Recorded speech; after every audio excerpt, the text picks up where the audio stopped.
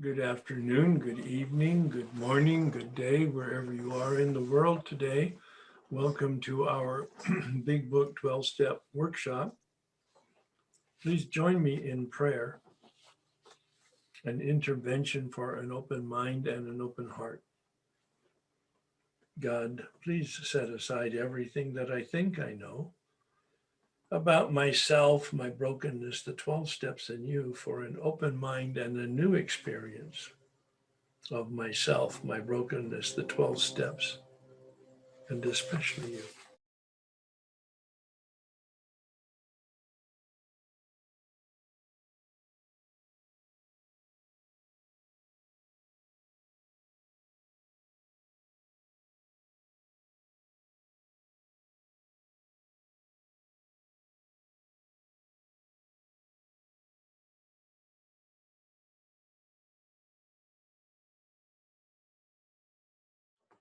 Please join me in the Serenity Prayer. God, grant me the serenity to accept the things that cannot change, courage to change the things I can, and wisdom to know the difference. We're really rounding the final bend on the 12-step weekly series that we've been on for a year. And part of my conversation with you, I believe, has been to give you a small discussion on forgiveness. As I've understood it and experienced it, I promised that to each of the 3 workshops that I'm doing. And quite frankly, I did one yesterday that was spontaneous, and yet it lasted 45 minutes. And it was, from my standpoint, a complete review of my knowledge and experience in the context of forgiveness from steps 4 through 9. And I don't believe I can improve on that. So I've asked my editor, Joe out of Australia, to review it, edit it, and slice it out of yesterday's workshop to make a separate recording of it. I'll give an overview, my sense of the content, the substance of forgiveness today, but not the level of detail that I gave it yesterday. So if you're interested in further information, there are 3 resources actually. One would certainly be the recording I just reflected on. 2 would be a 3-hour workshop that I did on forgiveness that's on YouTube, similarly edited, but probably not as tight and as totally focused on steps 4 through 9 as yesterday's was. And then Fred Luskin's book, Forgive for Good. I did this work 1988 of the step process 1 through 12. And when I finished it, I was asked to participate in a panel on forgiveness. And Fred Luskin at that time had just published his book, which was a recasting of his PhD doctoral dissertation on forgiveness. He's a PhD clinical psychologist from Stanford, a professor there. And it got a lot of attention. At that time, 30 years ago, I read it after I finished the 12-step and had finished my 9-step amends process.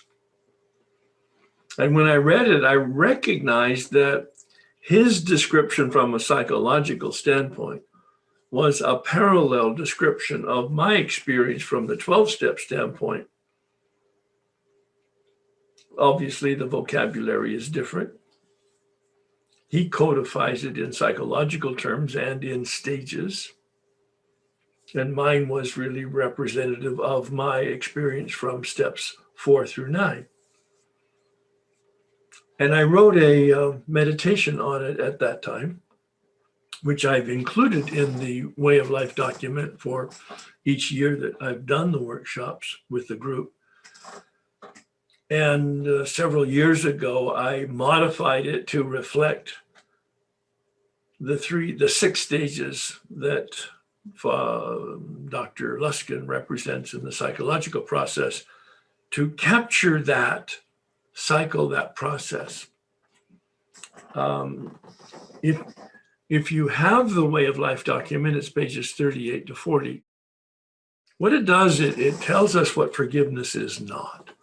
I looked it up in the dictionary, and you've heard me say this many times, and you've seen me do this many times in terms of the gesture that symbolizes, I believe, and summarizes the process of forgiveness. And that is, look at my hand, a clenched fist. And forgiveness in the dictionary says a decision to release them. It's perfect. A decision to release them. It's not an event, it's a process. And it's a process, as I've experienced it and understand it, both personally and from reading Fred Luskin's book, of completing steps 4 through 9. A decision to release. Forgiveness is not to condone or forget or tolerate. I've got lots of words there. I'm not going to read them all. You can, if you're that interested, either through the Way of Life document or accessing it as I just described. The process of step 4, especially column 3 and column 4, is to name it. Accept the facts of the betrayal or the hurt that happened. It's true. In most instances, we were hurt. It wasn't our fault. Family of origin, early childhood abuse, early teen, preteen, post-teen, or as an adult, we were betrayed. Absolutely, it is true in the past.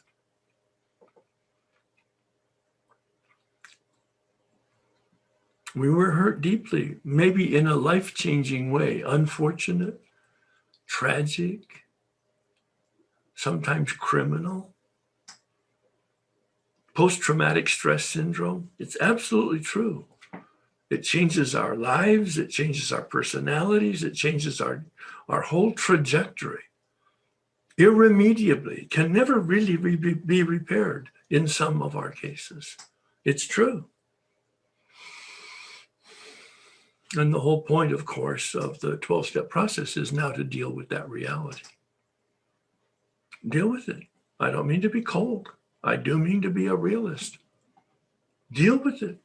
Yes, it's true. Yes, permanently, maybe damaged. Yes, it's true. Deal with it. It's now your responsibility to adjust, because this is reality and you can't change it. And that's the whole point of step 4, column 3, column 4. Especially the understanding part. Naming it is certainly columns 1, 2, and 3. Understanding it, column 3, column 4, identifying the rules. Fred Luskin calls them unenforceable rules. The script that we write that is a complete delusion about how reality is, who we are, who they are, how the world works, what our expectations are. Complete delusion. We can explain it. We can analyze it. It doesn't change reality. Hopefully it does change our reality. Unenforceable rules. That's what we have. That's what gets us in trouble. Column 3, those delusional beliefs. Column 4, those corrupt motives. And in column 4, we acknowledge reality, the next stage, as Fred Luskin articulates it. Seeing reality as it is, not as we are. and then accepting responsibility. The major transformation experience that I had with column 4 in the resentment inventory was seeing that I'm 100% responsible. I don't have a part. I'm 100% responsible for my resentment. I'm 100% responsible for my fear. I'm 100% responsible for my dishonesty and for my own behavior, especially all of my behavior.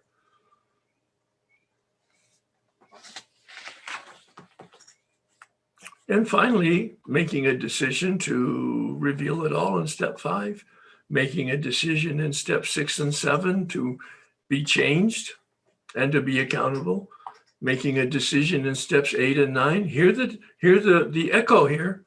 Making a decision and taking actions, making a decision and taking actions, making a decision and taking actions. And step 8 and 9 is the final phase of the forgiveness process of releasing them, where we make amends. We make amends. Oh, they may have 90% of the responsibility for the damage in our lives and all the negativity. It's just none of our business anymore. No, seriously, it's none of our business. We can't change the history. All we can do is accept right now the current circumstances. We don't have to reconcile. That's not inherent in the forgiveness process.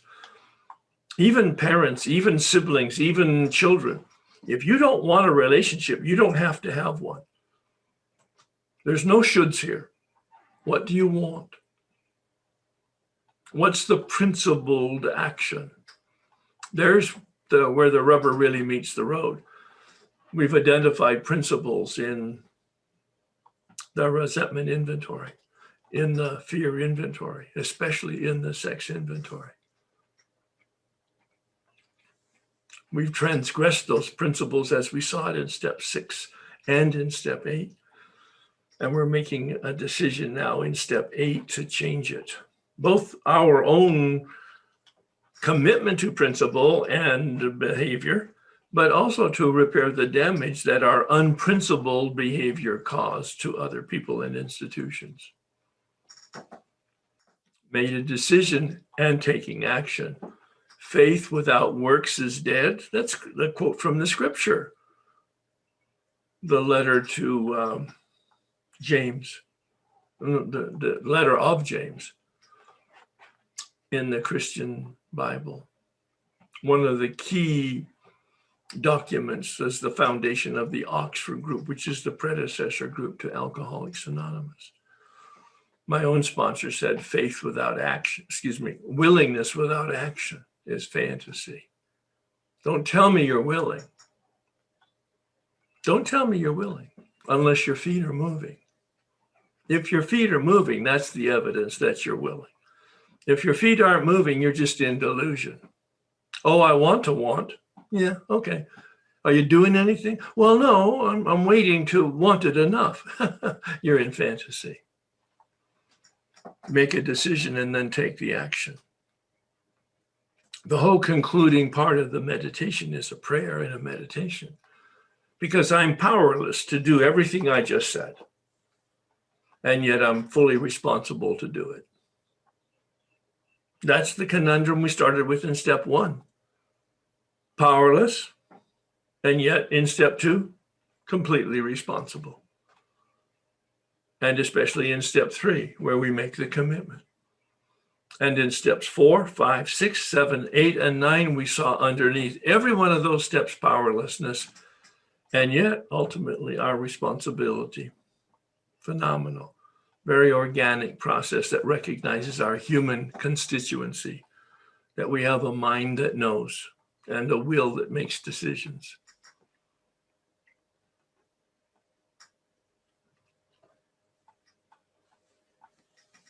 The prayer in the Christian scripture, the Our Father. To the extent we release them of their debt, we are released of our debt. It's counterintuitive and paradoxical. but it's the underlying dynamic that Fred Luskin identifies in his book on psychology of forgiveness. And the St. Francis prayer reinforces that, written probably in the 18th or 19th century, not by St. Francis, but it expresses the principles that he would have lived by in the 12th century. He says a couple times in that prayer about forgiveness. To the extent that we forgive them, to the extent that we release them, we are released. My meditation was written 30 years ago, fine-tuned about 20 years ago to reflect Fred Luskin's work. And then just about 5 years ago, I had it in meditation. It's such a dense document that I read it and reread it and meditate on it once a year. And 5 years ago when I did that, and I was in my quiet space and listening and listening and listening deeply, I could hear this echo, this bottom line, which I've incorporated now at the top of the meditation. A forgiving person has no past. If we've released it, we're not bound by it any longer. We're not influenced by it any longer. We're not thinking about it. We're not feeling it. We might remember it, but we're not bound to it like the chain links to a garbage barge. No, we're not towing the garbage barge anymore. We've cut the links in conjunction with the Creator, in collaboration with the Spirit. A forgiving person has no past, but an unforgiving person has no future, because we're bound up in the bondage of self. That whole process of steps 4 through 9, no matter what you call it and how you do it, is a process of freedom. That's the bottom line. In our attempt to free them and bring healing to them, we are given freedom and we are healed. That's the short version. Yesterday's version was a longer version. Also, we've taken a look at step 10 earlier, step 11, which is a spot check inventory during the day.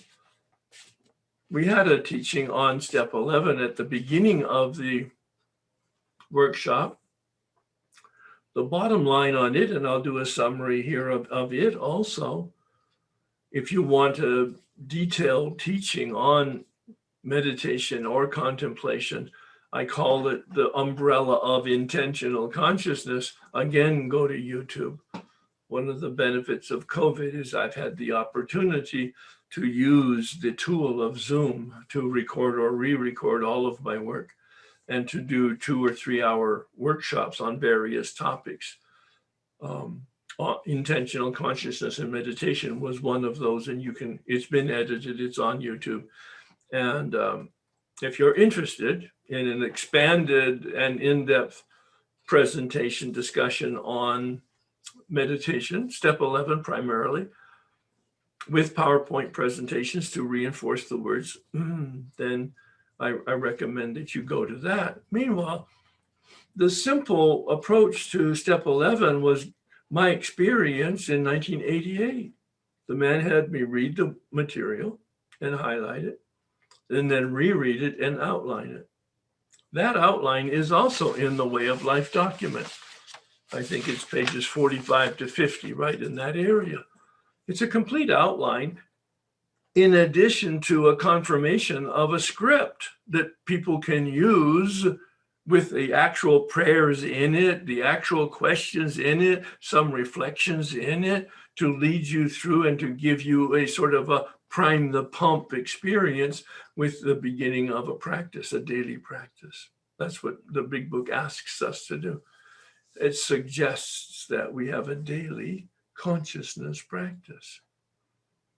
We're not cured. We have a daily reprieve. That's what he means, Bill Wilson. The Oxford group, where Bill learned how to meditate, had a process that its purpose was guidance. In the morning, we sit in the presence of power, to get guidance and power for the day. Think about how step 11 ends. Praying for knowledge and power. The two things that make us human is our mind and our will. I need knowledge for my mind to know what to do, but I also need power to be able to actually do it, to translate it into action. And so I did that work, and then the man had me look up the word meditation in the dictionary. Please, if you hear nothing else, hear this. First of all, look it up. But the definition that my dictionary said is directed thinking. Now, at that point, I'm 48 years old, 4 years sober, and I had spent 7 years in a monastery in silence, meditating every day. And I did not know this information. This man who had done none of that exposure or reading or training, he knew that. And that was the basis of his meditation practice. And it became the basis of mine because it opened up the key that opened up the lock to the door of consciousness practice, meditation practice, how to do it. And the big book says very simply, on awakening, we ask God to direct our thinking. Couldn't be a more simple instruction. This man said to me, because he didn't assume that it was simple enough for me, he said, Herb, that's a prayer. And it's a prayer that goes like this: God, please direct my thinking. And then the big book tells us we begin to think. Meditation is directed thinking. Meditation is not no thinking. Meditation is not silence. Meditation is not emptiness. Not meditation. There's a word for that. It's called contemplation. I'm not going to get into that because I don't want to muddy the water right now. Step 11 is about meditation. It's about directed thinking. Upon awakening, we ask God to direct our thinking. God, please direct my thinking. Then we begin thinking. The big book says that. We think and we consider. There's two directions there.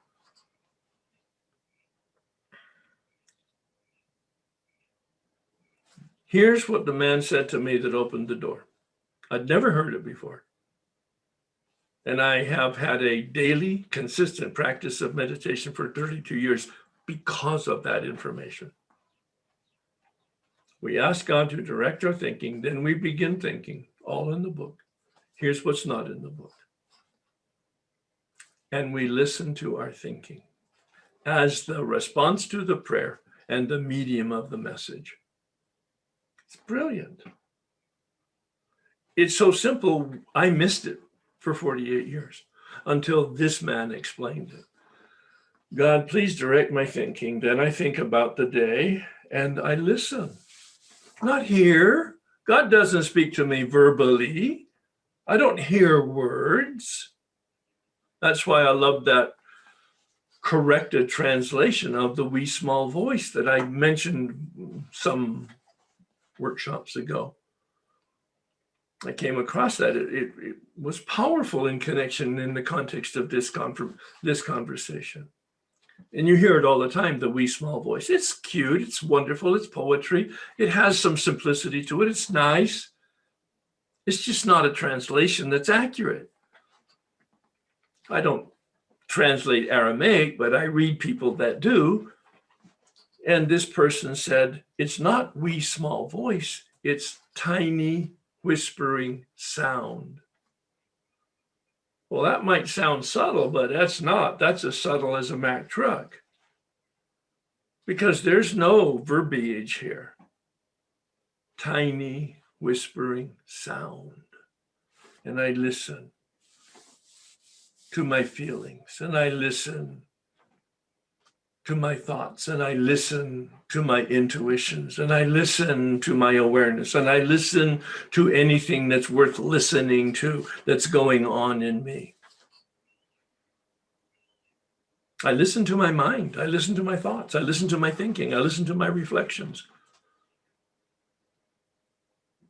I'm standing back, transcending them, watching them, observing them as the possible transmission of an answer to the prayer, God, please direct my thinking.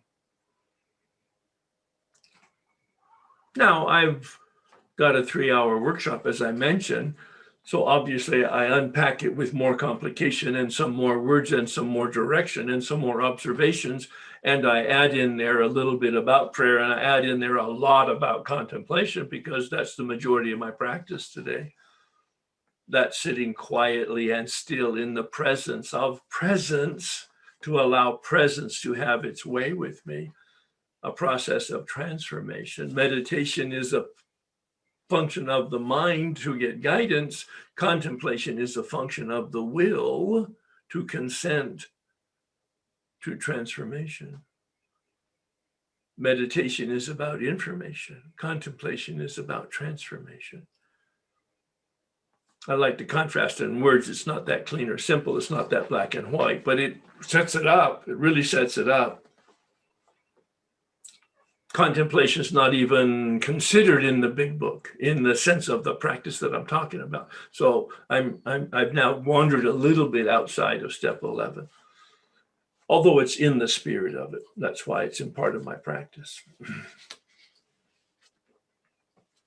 But notice how the terms of step 11 are crafted, sought, right out at the gate. It's an active process. It's not passive. It's not quiet. It's not reticent. Sought. I'm there. There's some tension there. There's something going on at the starting gate. Sought through prayer and meditation. And you've heard it in the meetings. Prayer, I'm talking to God. God, please direct my thinking. Meditation, I'm listening to God. Perfect. Because of the simplicity. To improve our conscious contact. That's the only purpose of meditation, of step 11 purpose. Oh, you can want to feel good emotionally. You can want to be healthy physically. You can want to improve your relationships. Wonderful. All of that will happen in any type of meditation practice for any purpose and for any reason. The science is very clear. They've studied biology, they've studied psychology, they've studied sociology. Meditation improves everything. But none of that is what step 11 is about. Step 11 has only one purpose, and that's theology. Improving my conscious contact with God. As I understand it, whatever that is. Of course, we revisit steps 2 and 3 as the basic assumption of step 11. But then really listen to how it ends. It's wonderful. I almost said perfect. Nothing's perfect, but it's really wonderful. Praying for the knowledge of God's will and the power to carry it out. I need knowledge in my mind and I need power in my will. Step 11 captures it all. I don't sit in quiet time to be quiet. I don't sit in quiet time to write poetry. Sometimes people sit in quiet time to journal, and that's a very legitimate way of meditation and reflection.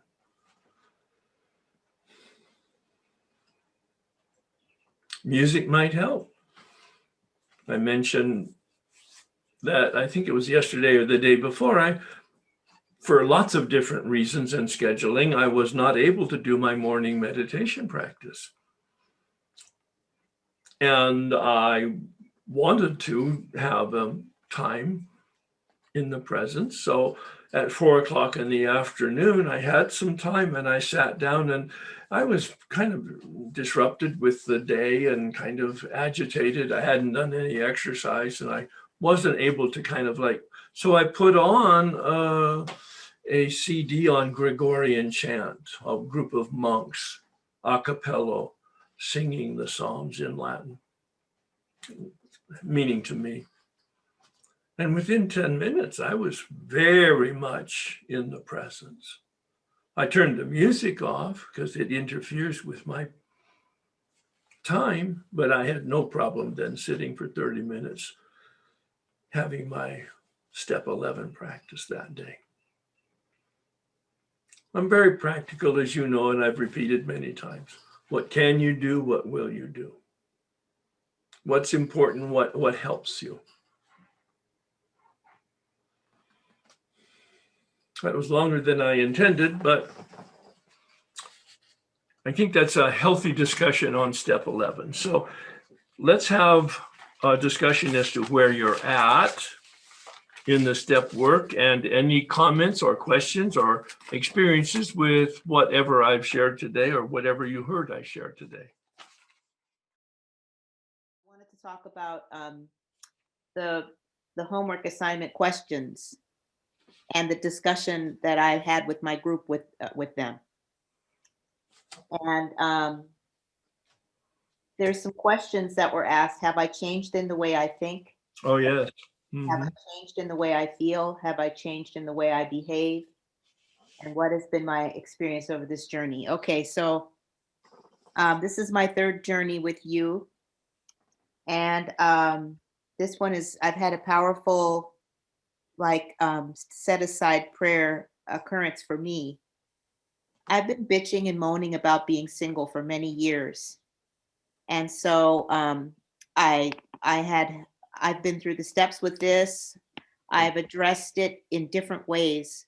But as I've been sitting in meditation and then I've been talking to my group, I believe that the God of my understanding has revealed something to me, and it's really powerful.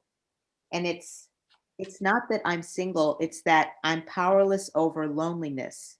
And it's like God said to me, you're going to be lonely whatever situation you're in. You're going to take you with you. And so I would like for you to work the steps on your loneliness. And loneliness is a big self-pity issue. And it was like I'm asking God to help me change the way I think and feel, like, in other words, that I'm okay being single. Yeah. I'm okay. But it's like to let go of not feeling that way is like letting go of chocolate cake for me. I hope that makes sense. I can't picture myself not feeling sorry for myself and lonely because it's been a part of me for so long. And I don't even want chocolate cake today. And that was a process for me. So as I go through the work again, I know what I need to address. It's loneliness and self-pity. Does that make sense, Herb? Oh my God. Well, first of all, the answer is yes, of course. To me, it does. But does it make sense to you? Well, it's a way of thinking. It's like if I'm in a group, I'm not okay because I'm not attached to somebody. I'm single and by myself. That it's like it's being chained to I feel like I'm fettered. Yes. I want to be free so that when I'm in a group, Yes. I don't feel that way. Yes. Yes. Yes. And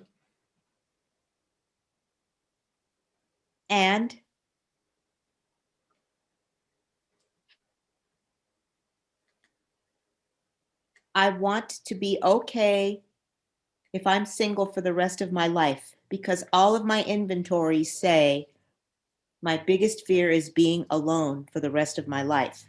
yeah. But the truth is, I'm not alone. I'm not alone. I live with one child, two of them have moved out, but I have so many program friends and friends at church. I have my parents are still alive. I have sisters, friends. I'm really not alone. And it's like God said to me, even if I gave you the greatest guy, you would still feel lonely. Well, now there's the crux of the matter right there. Okay. Because I was wondering where you were going with that because of, there's so many questions that can be asked. Certainly one of them is, do you want a relationship, and what kind of relationship, and what does it look like, and what would be the dynamics of a ideal relationship? Those are all questions. But then again, you're also seeing the reality that you're not alone in the sense of the social or the familial relationships that you have, but you are without a romantic connection. And so the real question is that really, these are rhetorical, is that important to you?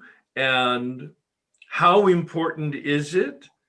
And what kind of relationship would you want? What would be the parameters around it? And what kind of activities would be involved with that? And one of my favorite questions, it's quite confrontive actually. I heard a single guy talking about this because he was relating his relationship with his therapist, and he was complaining about not finding the right girl. And so his therapist said, okay, write out your ideal woman and the ideal relationship. Those are two different lists. What does an ideal relationship look like? And what does an ideal woman, in his case, he wanted a relationship with a woman, look like? What is the ideal woman?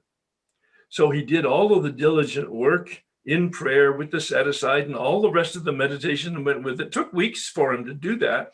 And he developed a very wonderful paragraph on an ideal relationship and another very wonderful paragraph on an ideal woman. And he read it to the therapist, and then the therapist said, great.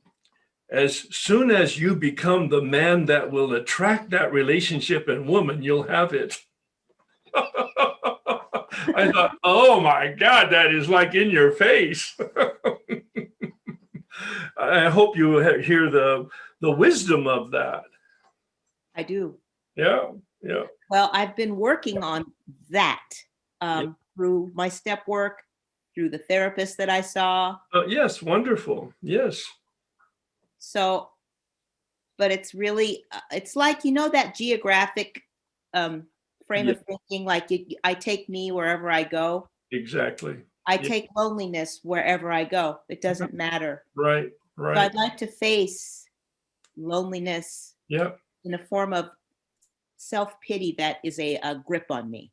Yes, yeah, and you're so wonderfully realistic and, earthy about it. That you're using such great concrete language that you are definitely facing it without poetry and without fantasy. Yeah. Yeah. Yeah. So, looking at the questions, I'd like to have a commitment in going forward in this area. Yeah.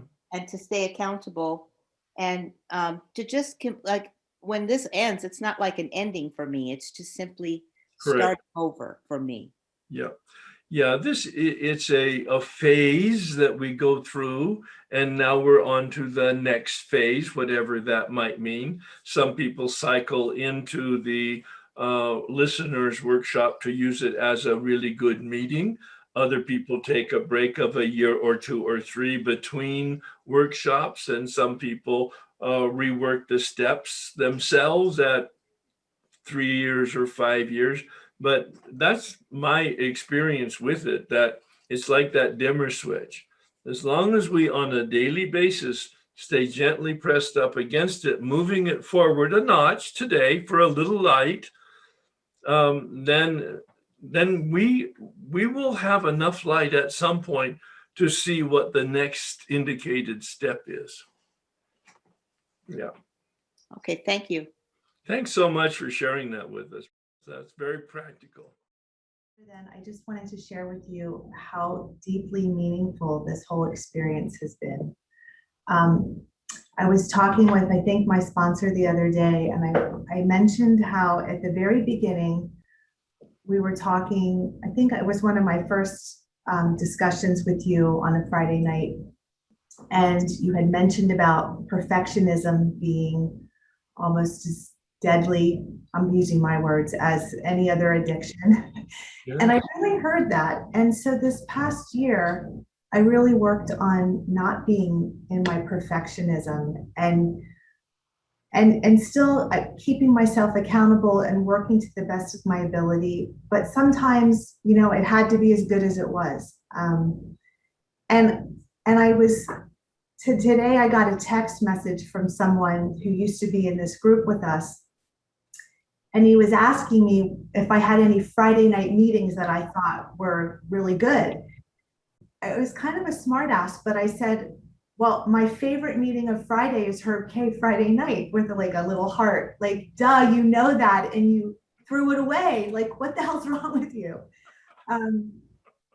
Yeah. So, and you know, the other thing I've noticed too, like the participants that show up, I mean, the numbers dwindle and dwindle and dwindle. And I just sat in such gratitude. Like, I'm always gonna cry because I have dropped out of things my whole life. And I'm sorry, I don't even know where this is coming from, but Gratitude. yeah, total gratitude for everything. I had just like a hell of a year, and I'm still here. I'm still doing it. I'm still showing up. I love everything that I've learned and the people that I've gotten to know. And I just wanted to share that. And I can't, like, the other thing too is I was discussing with my sponsor about signing up as an active participant. And things are getting really busy in my life again. And she's like, you know, Herb doesn't really care for people that don't do their assignments and aren't prepared. And I'm like, yeah, I don't really need to put that extra pressure on myself right now. Good. But I definitely am going to come back as a, you know, I'm in your step guide once a month thing. And I'm also planning to do this ongoing as my committed meetings to myself, because honestly, this feeds me more than any other meeting that I've attended. And every single person that I come in contact with, I recommend this because it's truly life-changing. And I just can't thank you enough. You're welcome. And it is, and that's why I continue doing it. So thank you for not only witnessing to it here with the group, but also, and that's the best gratitude that I could ever ask for from anybody and from each of you and all of you. And that is that if you had a good experience with it, then share it with other people, that it's available to them. And that's carrying the message from my standpoint, because if they don't know about it, they don't have a choice.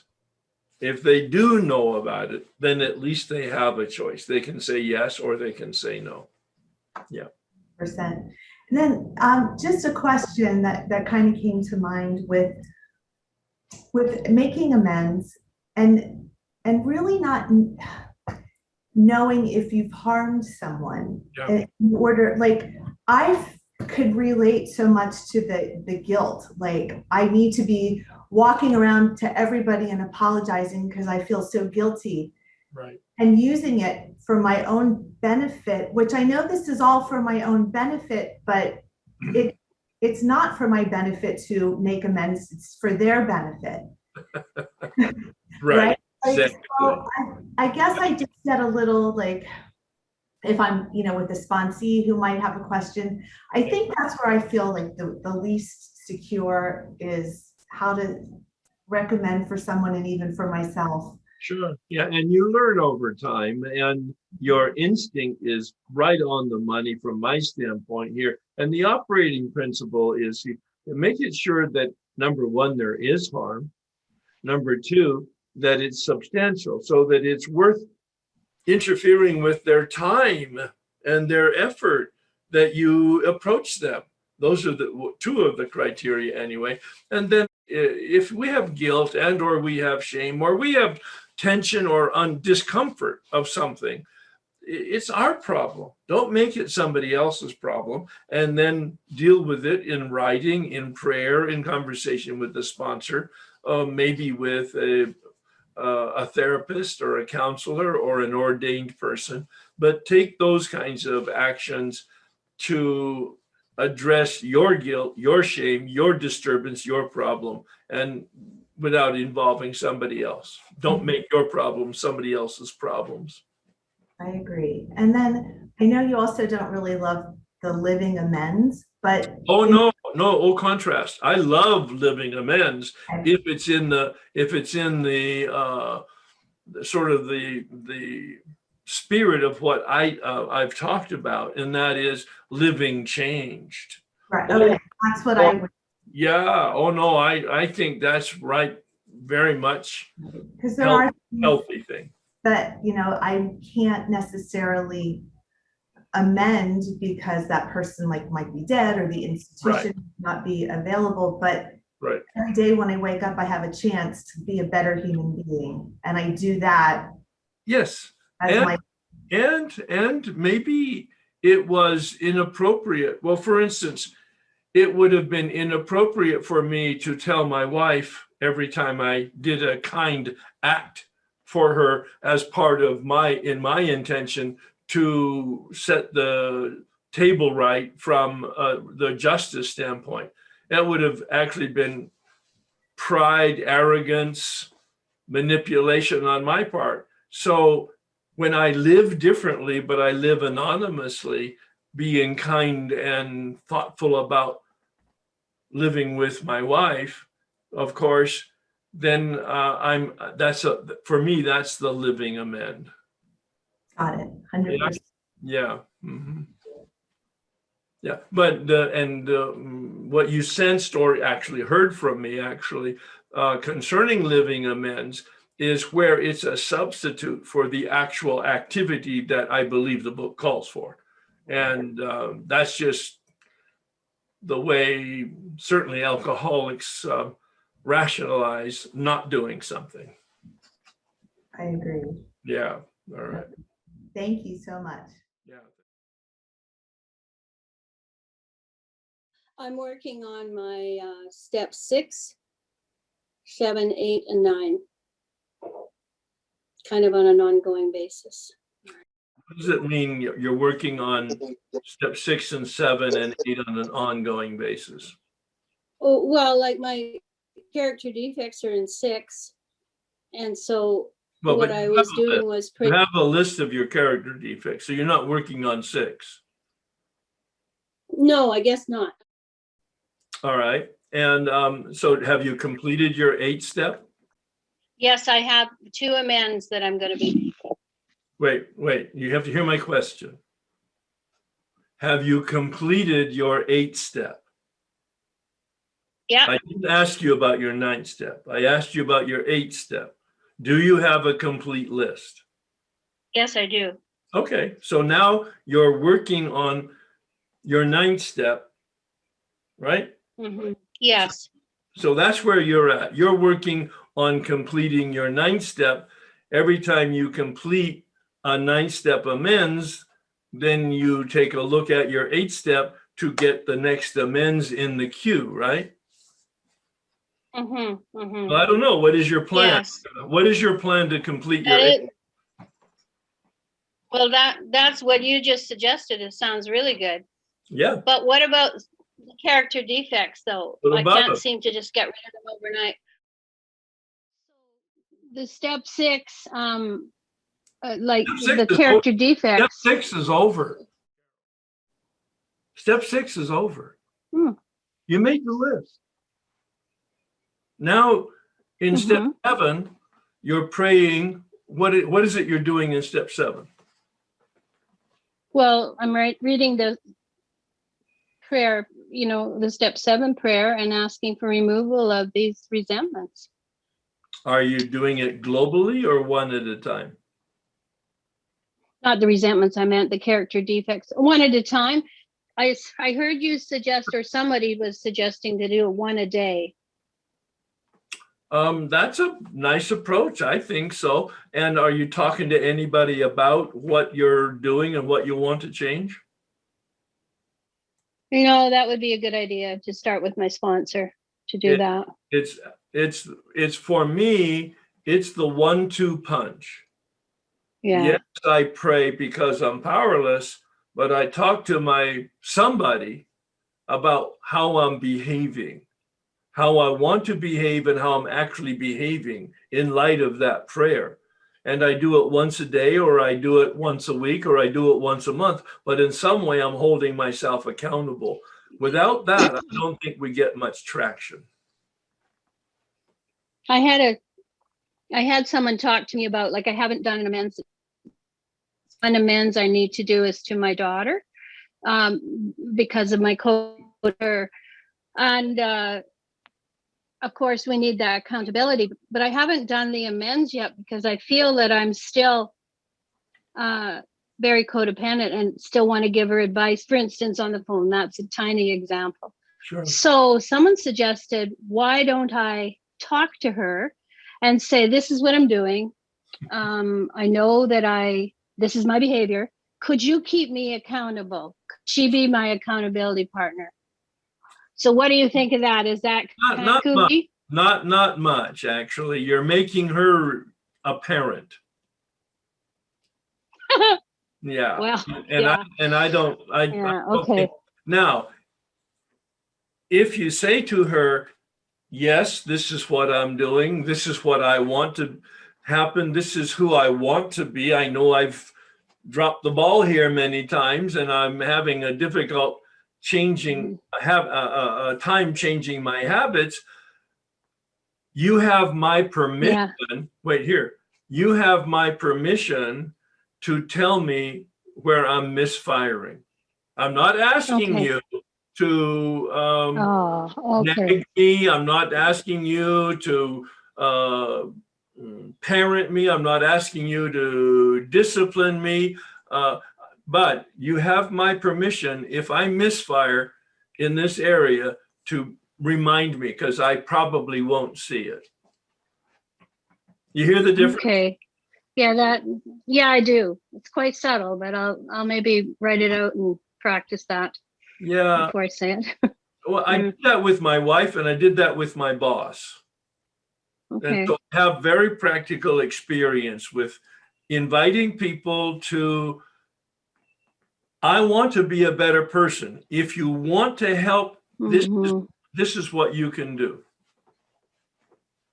Yeah, that sounds good. All right. Yeah, that sounds good. Thank you. And on that, but have a plan. You have an 8-step, and you have a list of people that you have amends. Yes, I do. So have a plan in terms of like an assembly line. Keep it moving forward.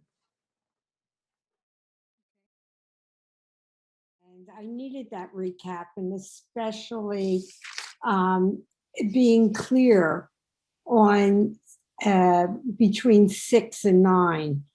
And that really helped, because I sort of get lost previously in, I know my faults, and right.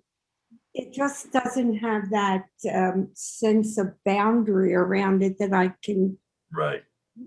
So I need to hear that, and even more than once. Yes. Maybe you would, expand on that again at another time.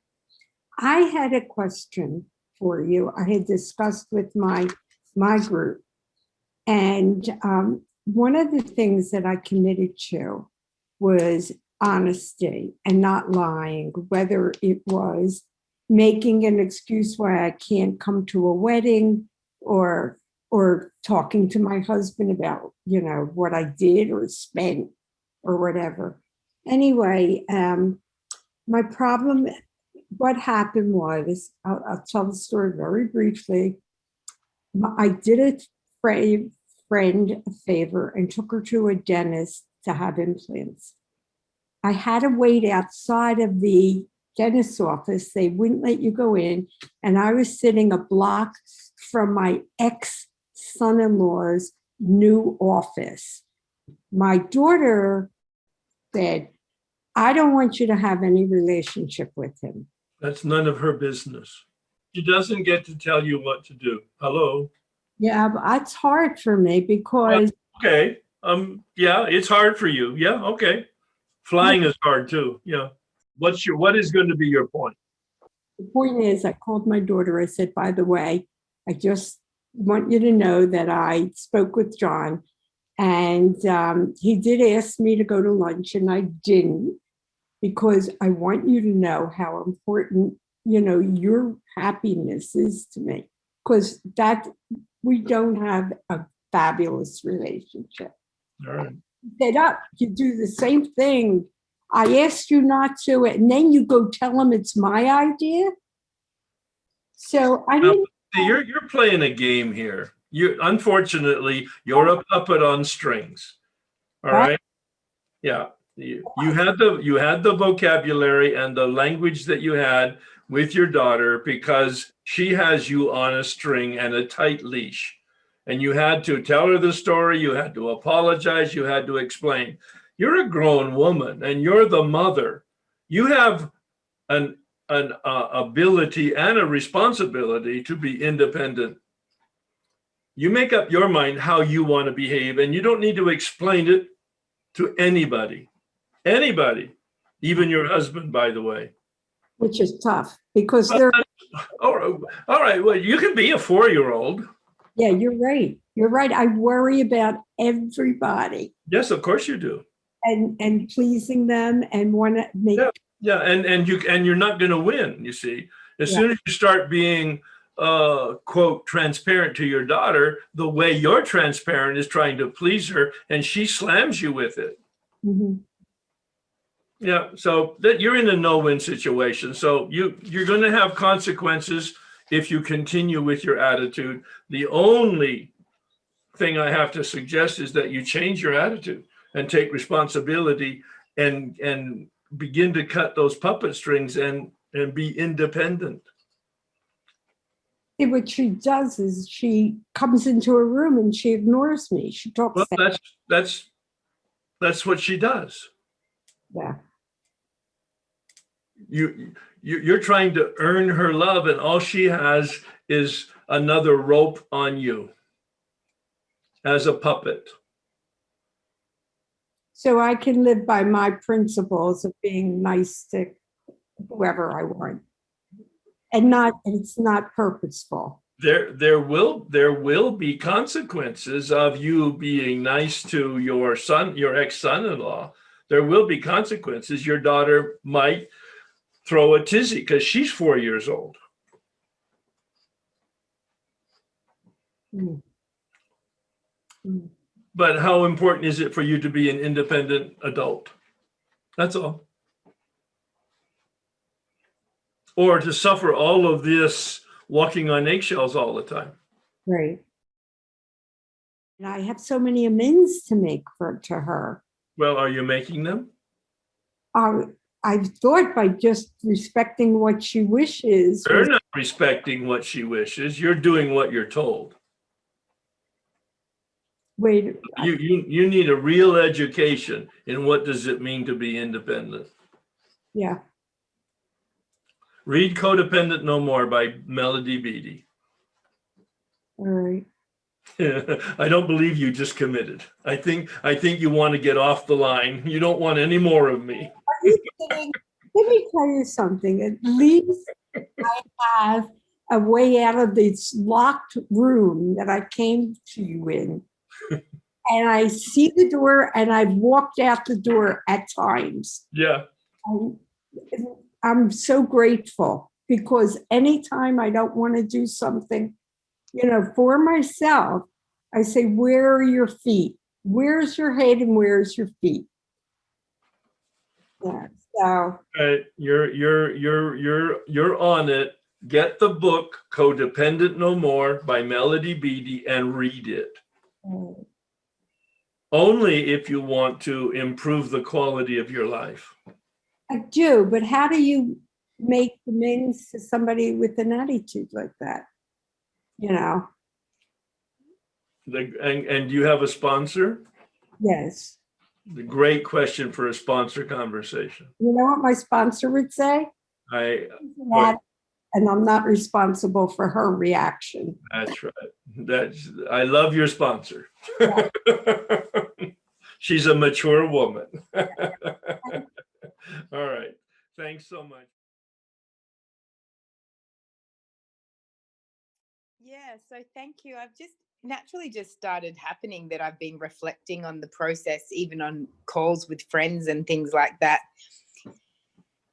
And so much, even just the reality of going, oh, I don't know about this step study thing, and the difference to, like, actually it's my Thursday, getting very excited about what, and I really understand that what God brings to this call, and the real deep understanding that it is channeling, that you're channeling exactly what I need to hear.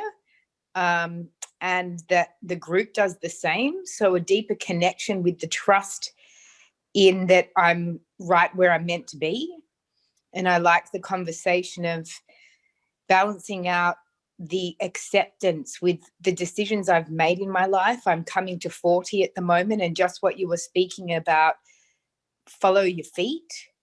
And it's both scary, but also empowering. You know what? That's really a very big insight. I didn't mention that, but that's probably the biggest benefit of it. It's personally empowering. Yes, thank you for that observation. Go ahead. I'm sorry to interrupt, but it was too good. It was too juicy. Juicy, I love that word. Yeah, so I get a sense of, like, even when I talk about it now, a bit of fire in the belly, which is both excitement and a bit of fear. Yeah. And it comes back to a lot of what has become very clear for me is this idea of responsibility. When I think about acceptance, yes, accepting other people and places and things, but my circumstances and the fact that, it's my artwork, my sculpture.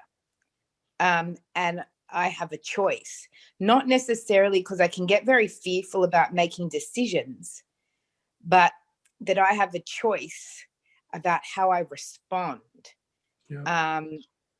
And I might not always make the right decision, and life might not go the way I want it, and it might not be my story, but I kind of have a choice. And yeah, so that's what came up today.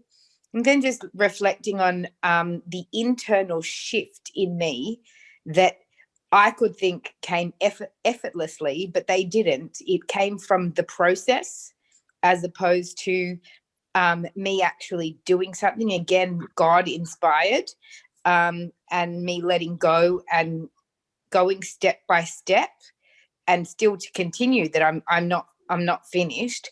But my relationship with my dad, for example, catching up with him last night, I invited him to a movie which was about an Indigenous actor that he loves and that I love, and we have a connection around that topic.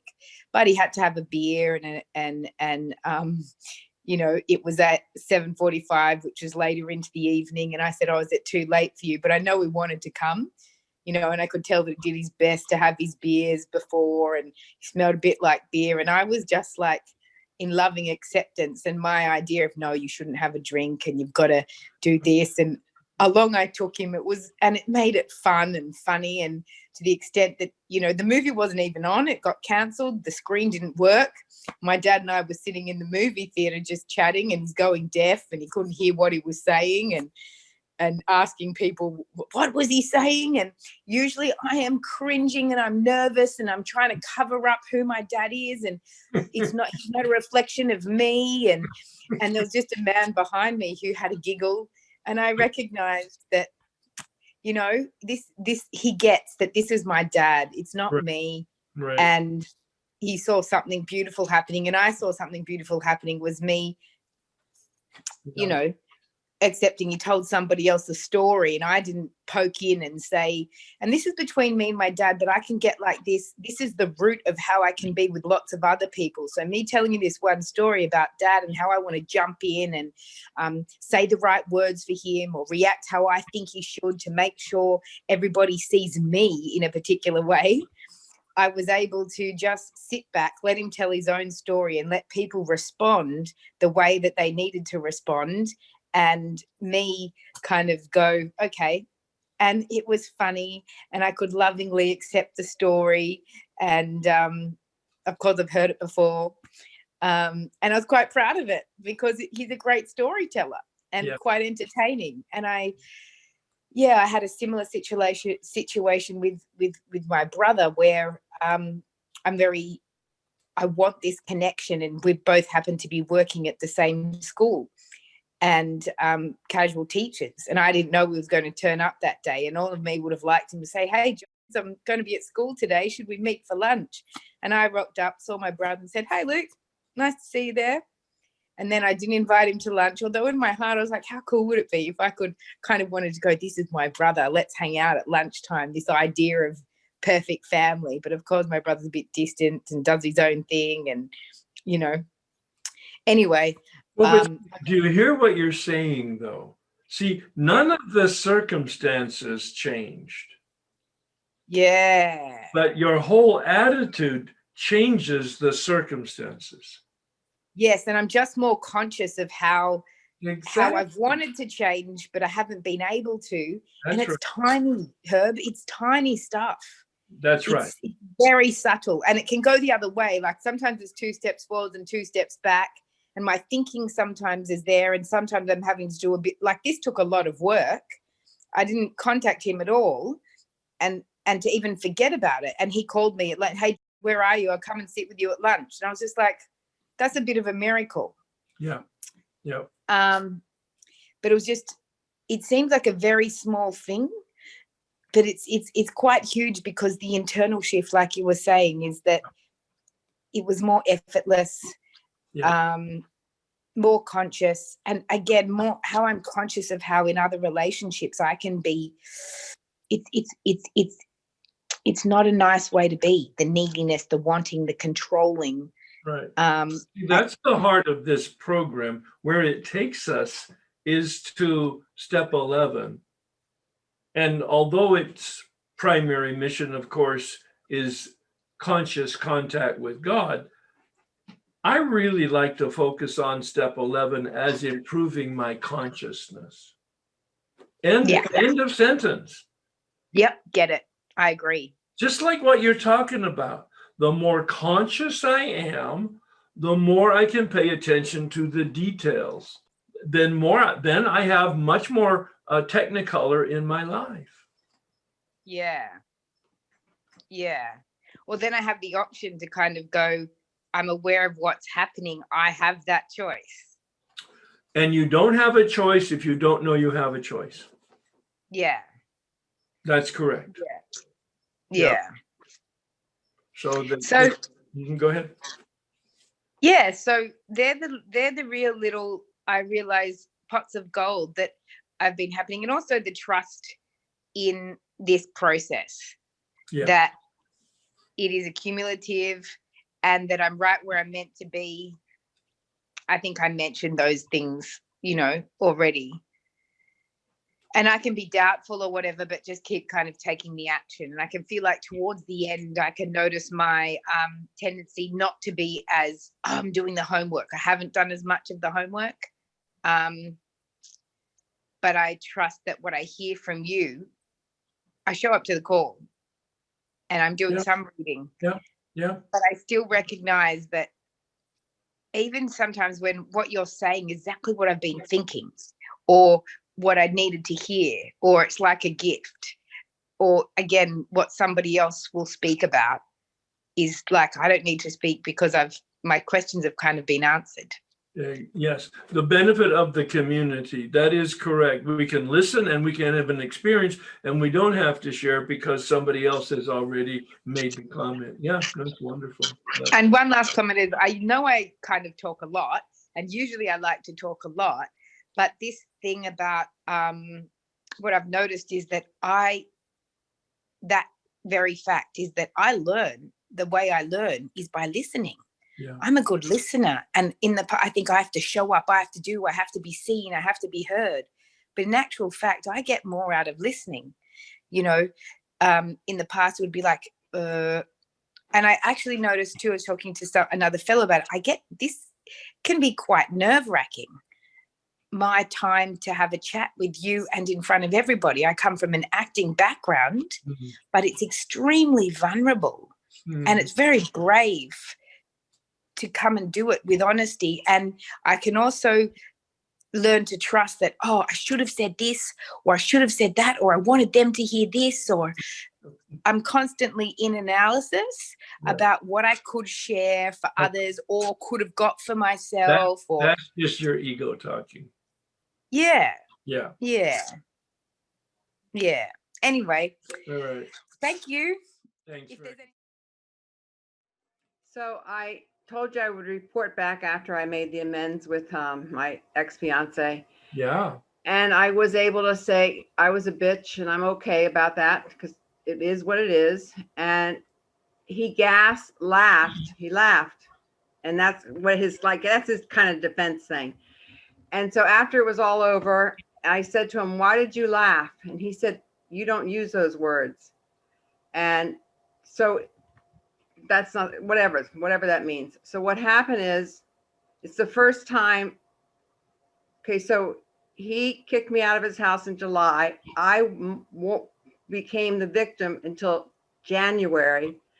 I worked the 4th, 5th, 6th, 7th step, depleting my ego, not meditating because I don't need God. I got God. I go to church every day. I go to mass every day.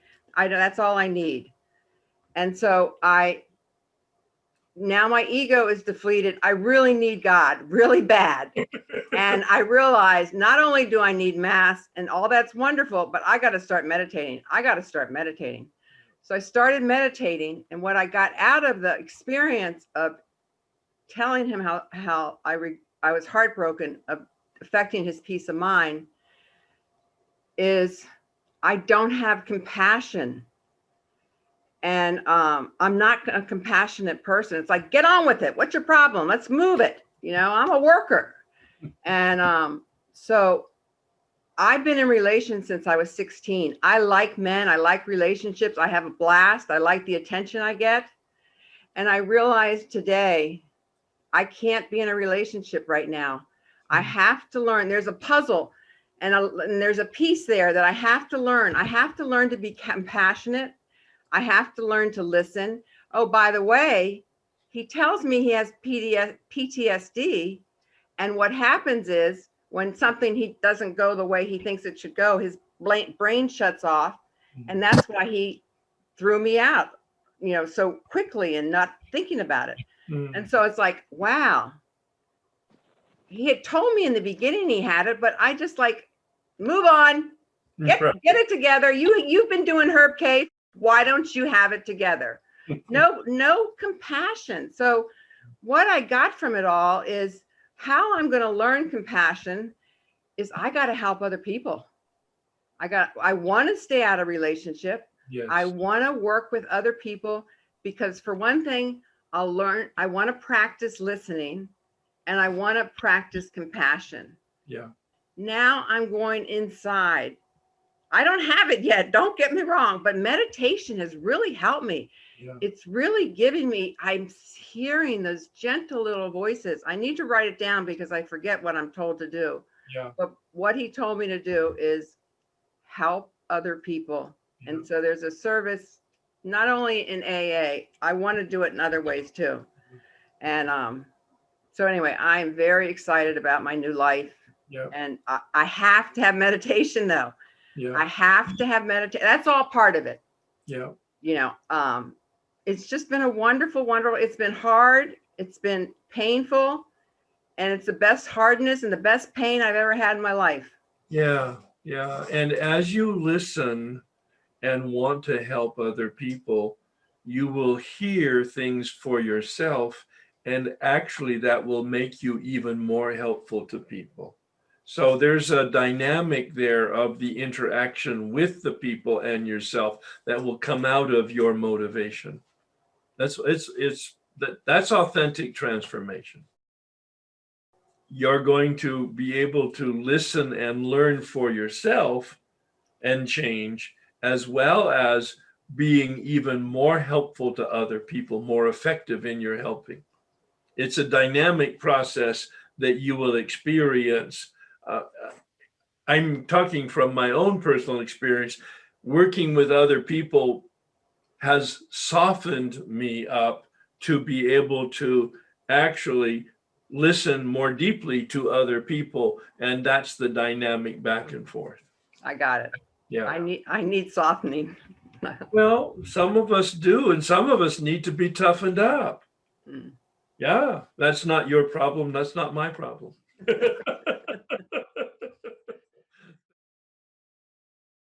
One of the things that was such a relief for me was learning that I'm powerless over my emotions. One of the whole reasons I wanted to do this was so that I would overreact less and have the calmness that I see other people having. And it was a relief to say, I am powerless over overreacting. I'm powerless over my emotions, my irritability, my selfishness. And for me, it pretty much always boils down to selfishness. And the other thing that's been very, very eye-opening and uplifting is working the 10th step continuously. Mm-hmm.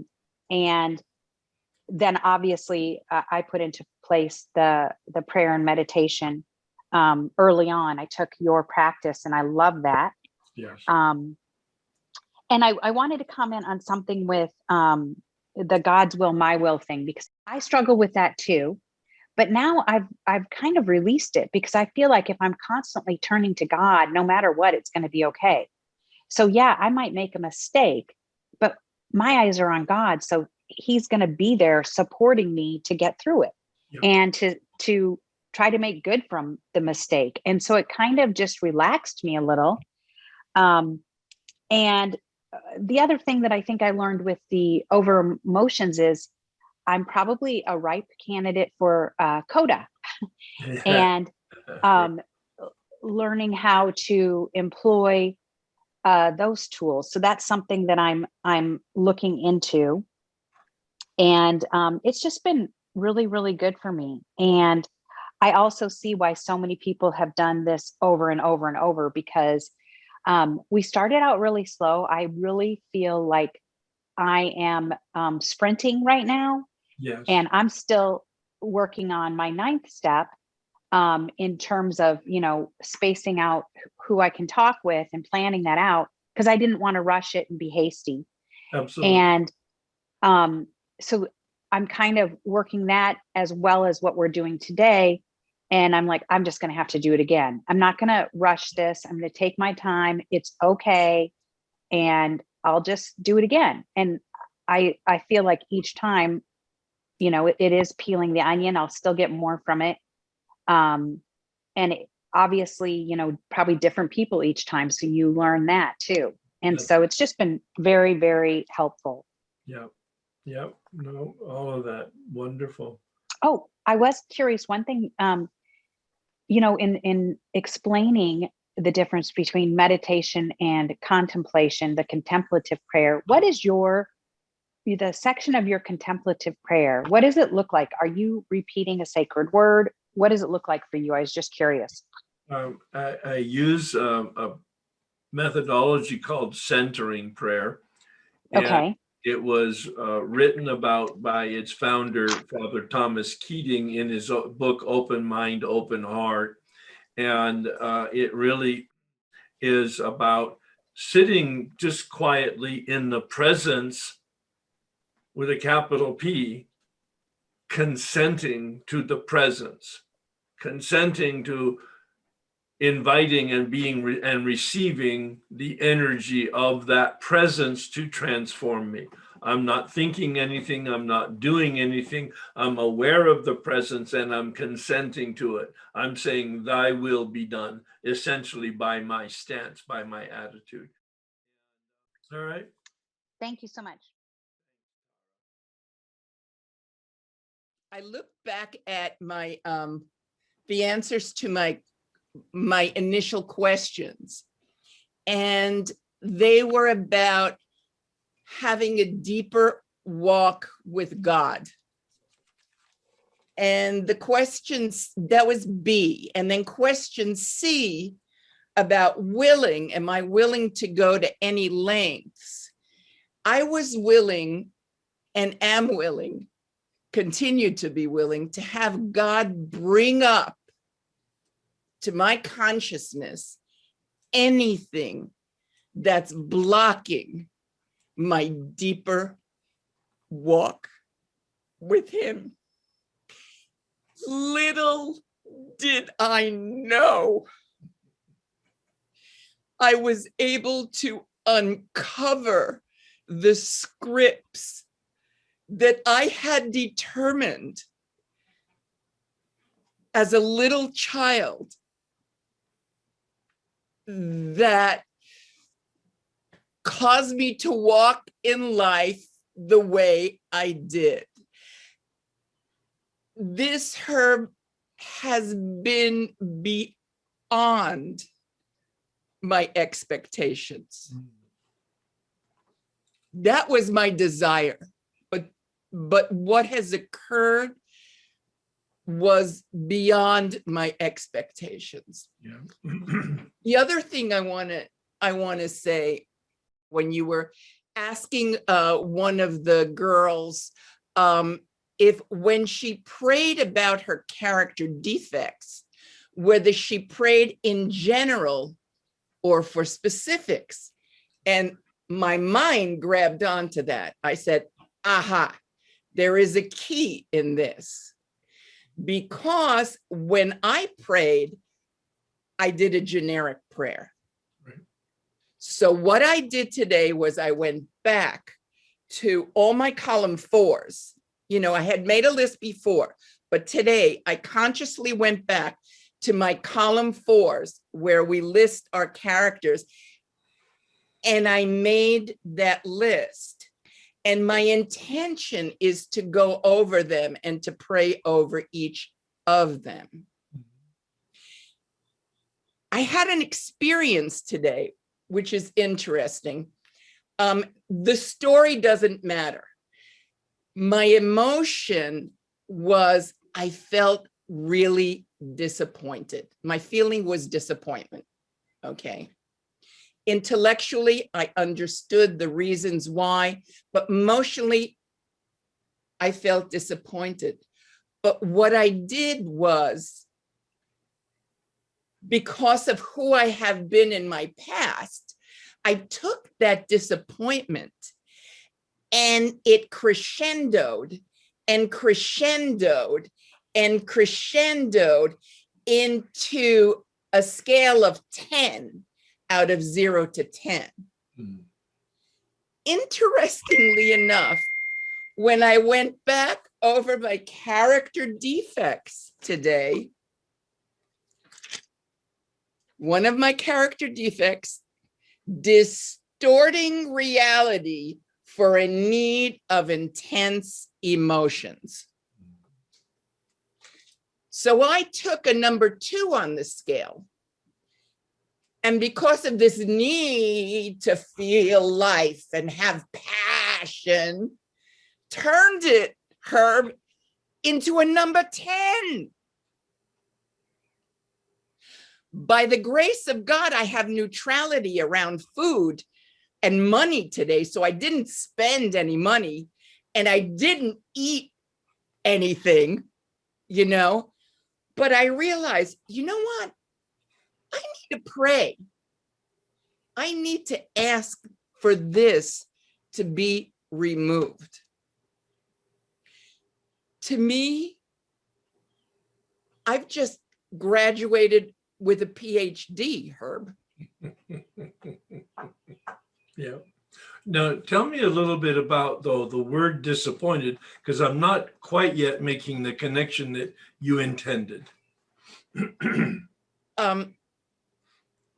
I have a family of origin issue about my mother, which is in the process of being healed. She never saw me. And if she did, she didn't accept what she saw.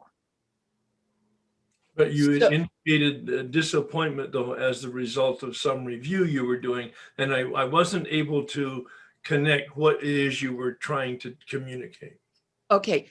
The head pastor at my parish thinks it would be better if I waited in the coursework for spiritual direction until I have, because I am a convert, have more years in Catholicism To to be a spiritual director, or Oh, have you had any training?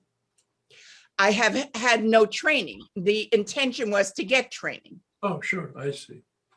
So one of the priests mentioned today that the pastor thinks it would, and the circumstances is I don't have the money to do it, right now.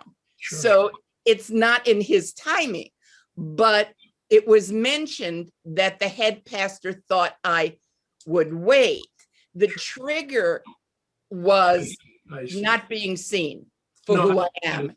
I get it 100% now. Thank Okay, you. so the disappointment. What you might want to do, though, it's wonderful that you're asking for direction and that you're willing to follow it from people that you respect. I think that's the key to our human journey, quite frankly.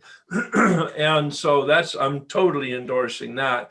But what you might want to do in the meanwhile is get a book written by somebody on spiritual direction and read it to find out what it's all about. Yeah, that's a good idea. Do you know of any in particular? Well, there's so many. I have not paid attention to the publications in a long time. There's a author that I read a lot. He's dead now, but he in fact ran a spiritual direction institute called Salem House, and or maybe the Shalom Institute. It's one of those. I forget. It had an S in it. I'm sorry. I think it's the Shalom Institute. I'm not sure, but his name is Gerald May. And if you take a look at his bibliography, either he's written a book or he would have recommended a book on spiritual direction. Okay. Yeah. Thank you. Yeah, he's an outstanding author anyway. You asked earlier on, how have we changed? And, I've done a few of these with you, but this time I really have done like a 360-degree change. I'm not as rigid. I'm not as judgmental. I'm not as invested in my sponsees. I mean, it's their program. And I find that in my prayer and meditation today, what came up for me, and this is just a stream of consciousness or whatever, is that in my DNA, where some of those, I don't even call them character defects anymore. I call them like defaults, or, I don't know what I'm going to call them, but I'm not going to call them Default defects. is good. No, Dr. Berger just began using that term. They're not defects, they're default. I love it. Exactly. Yeah, because to me, there's hope there, where with a defect, it's a shame and it's a guilt. And I realized that I have been carrying situations or opinions or whatever that my parents had. It's in my DNA. Of And I course. never realized that before. Yeah. And instead of beating myself up for it, recognizing that, yes, they came, or I came into their life, and they, of course, were going to give me their, whatever their opinions were, or their, I'm not going to call them defects, but one of the things is, and I don't want to go into the story, but, my father always felt that he was, what's the word? That people didn't accept him. And I know I took that on, that he was, and I really took that on. And so I always was looking for the ulterior motive in what people were doing. When are they really going to show their hand? And I don't care anymore. I really don't. I really don't care. I guess the word to say is I just am relaxing about life. Yeah. I mean, yes, I have a program. I mean, thank God for my AA program, because it keeps me, sane. Right. What I have let go of is I'm in FA, and I have let go tremendously this year of the perfectionism, the shame, the guilt, the shoulds, the, oh my God, what are people going to think of me? Oh my God, blah, blah, blah. Because it's my recovery, it's my conscience, it's my honesty, and it's beginning to come from within, and not, we have disciplines in all our 12 steps, but for me, it's given me a freedom. I guess that's what I want to say. What do they say? Giving me a freedom and a happiness that I didn't know that I was going to have. Yeah, right. Yeah, the experience and the recommendations and the suggestions from outside of us, they're guidelines and guardrails, all right? But they are not prison bars. Yeah. Unless we make them prison bars. And so, yes, that experience is a phenomenal experience of freedom where I take it all in. The only criteria of me is me. Yeah. Yeah. I mean, I'm saying it in black and white, and I hope you have the context. I'm not. No, I understand. Yeah, exactly. Yeah. Exactly. I'm not, all right. Yeah. Yeah. And I, like somebody else said, I love these 2 meetings. They are my committed meetings, because I don't hear about anything but recovery. Yeah. And that's why I go to meetings. I don't hear drunkalogs. I don't hear foodalogs. I don't hear weight, et cetera, et cetera. I hear recovery. Right. And so for me, that's the only thing that would keep me coming, is just to be kind of an interloper and listen. Well, but I recommend that. This meeting on Friday is a meeting. It is. And it's a very rich meeting, because everybody's substantively engaged in their own personal and spiritual growth, asking questions, making comments, sharing experiences. It stays very focused. Quite frankly, many people who have gone through the workshop say, Herb, your workshops have spoiled meetings for me. Exactly. I can't go to the regular kind of normal thing, because I can't listen to the bullshit anymore. Right. Yeah. Exactly. Yeah. Thank you so much. Thank you. This has been so rich. I really, really appreciate it. Thank you. That's the end of our time today. We'll pick you up next time. And Herb, I was asked to, sorry to interrupt you, but I was asked to get the homework for one of the ladies. She had to leave early. Okay. Thank you. I don't think I mentioned any homework, although what we're doing is bringing it to conclusion. Assignment 25 and the final assignment, mostly looking at chapter 7. I'll talk about sponsorship a little bit, but also principles. But I'm really interested in your answering the questions. excuse me. Yeah, the answering the questions in the final assignment concerning reviewing your answers to the questions at the beginning of the process and what your observation is about any shift in consciousness, any change in your feelings, any awareness of a behavioral change, the way you operate. So the book promises in step 12 a spiritual awakening. And to what extent have you had one? And how does that look for you? What's your experience with this 12-month journey is really going to be pretty much the major focus of our discussions going forward. Thank you. Really appreciate your asking, because I forgot to make any comment about that. All right, so please join me in the Serenity Prayer. God, grant me the serenity to accept the things that cannot change, courage to change the things I can, and wisdom to know the difference.